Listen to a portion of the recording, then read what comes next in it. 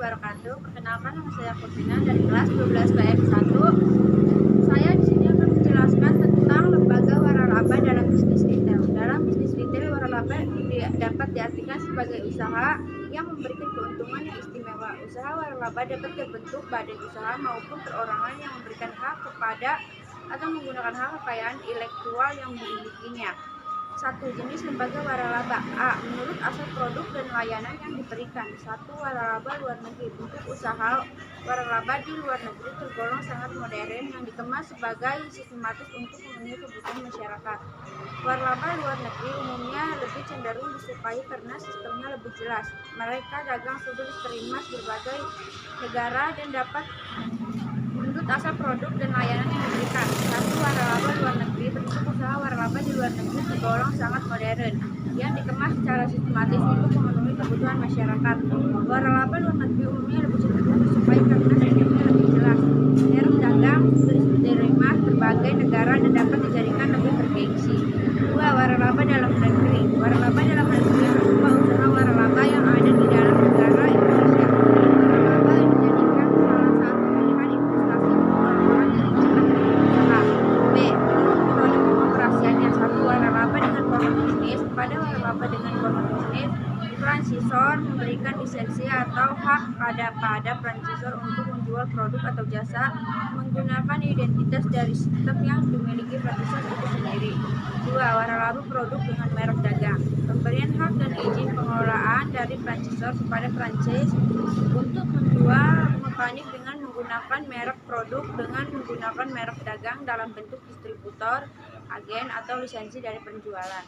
2. Keuntungan dan kegagalan dalam bisnis waralaba. Dalam suatu bisnis kita sering menemui untung dan rugi. Hal ini juga terdapat dalam bisnis waralaba. Berikut keuntungan dalam bisnis waralaba. A. Mendapatkan berbagai manfaat dan ekspansi cepat dan luas tanpa melakukan pinjaman atau risiko finansial bagi pemberi hak. B. Gunakan perkuat nama franchise, maka tiap penerimaan hak harus berdasarkan penjualan dan organisasi keseluruhan untuk bisa melakukan pengusahaan besar-besaran. C. Penerimaan franchise individu dapat melakukan promosi di daerah mereka sesuai persetujuan yang ada. D. Bagi para calon pengusaha yang ingin memulai usaha baru akan mendapatkan rencana operasi bisnis dengan arah yang jelas dan pemberi franchise. E. Mendapatkan bantuan modal dan profit karena telah teruji. F. Standarisasi mutu dan mendapatkan bantuan manajemen. G. Penerima franchise diberikan nasihat atau sebuah lokasi usaha yang telah ditetapkan. Berikut berbagai contoh kegagalan kerja selama antara franchisor dan franchise. A. Penyebab kegagalan franchisor diantaranya franchisor menjalankan dengan buruk penyeleksian franchise yang tidak tepat, uji coba yang tidak memadai, franchise kekurangan modal dan pembuatan struktur yang buruk.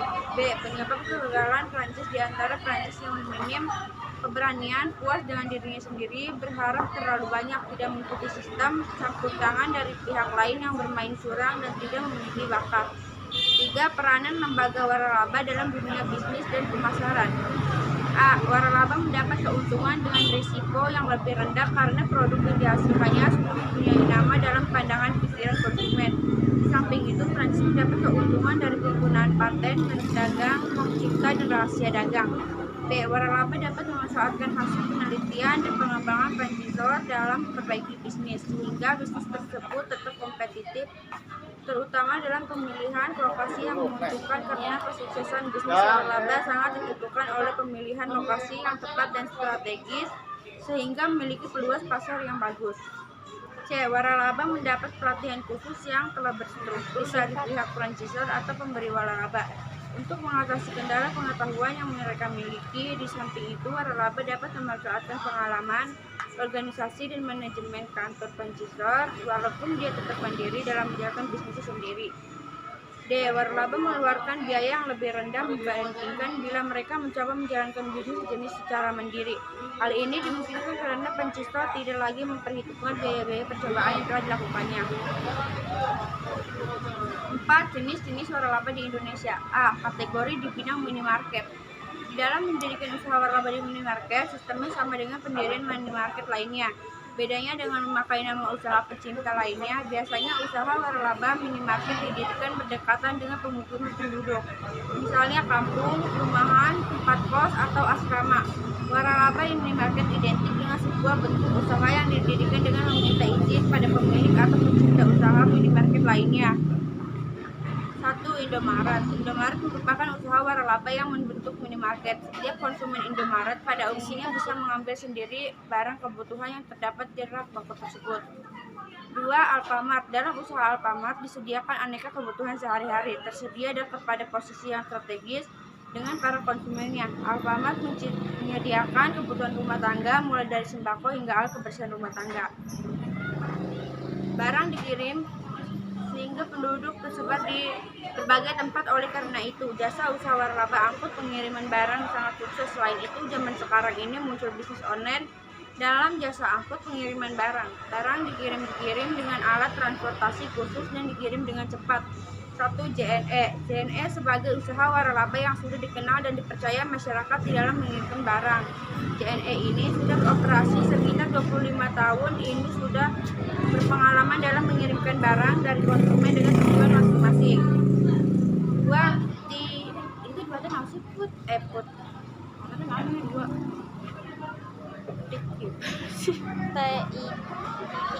TIKI wes itu diijazah. 2. TIKI titipan kilat identik dengan usaha waralaba yang harus menggunakan syarat-syarat tertentu yang harus dipenuhi, diantaranya sebagai berikut. A. Warga negara Indonesia. B. Menyediakan lokasi tempat usaha daerah komersial dengan luas ideal 20 N sampai dengan 200 M2. C. Memiliki kelengkapan perizinan usaha toko. D. Menyediakan dana investasi dengan nilai investasi minimal 400 miliar. E. Memiliki jiwa entrepreneur dengan fokus pada sistem waralaba. Selain itu, beberapa syarat di atas masih ada syarat tambahan yang dibutuhkan untuk memulai bisnis waralaba, di antaranya sebagai berikut.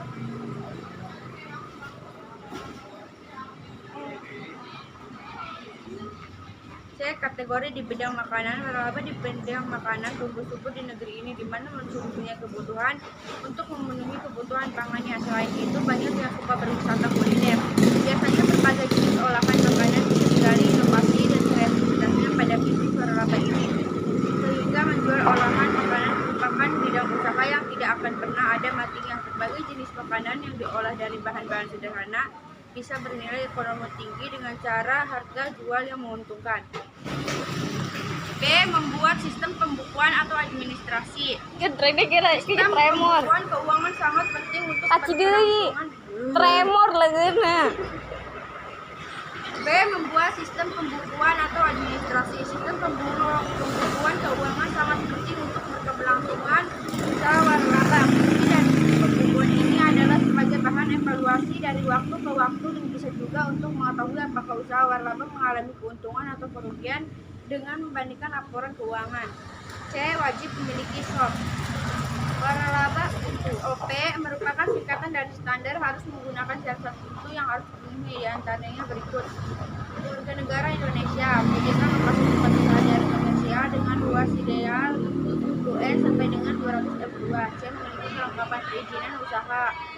D. Menyediakan dana investasi dengan nilai 100 miliar. E. Memiliki jiwa waralaba. Waralaba diselenggarakan berdasarkan perjanjian waralaba. Perjanjian waralaba harus memuat hal-hal sebagai berikut. 1. Nama dan alamat penerima dan pemberi waralaba. 2. Jenis hak kekayaan intelektual seperti paten, merek, hak cipta, dan desain industri. 3. Kegiatan usaha. 4. Hak dan kewajiban pemberi dan penerima waralaba. 5. Bantuan, fasilitas, bimbingan operasional. Dari saya, mohon maaf bila ada kurang atau lebihnya. Wassalamualaikum.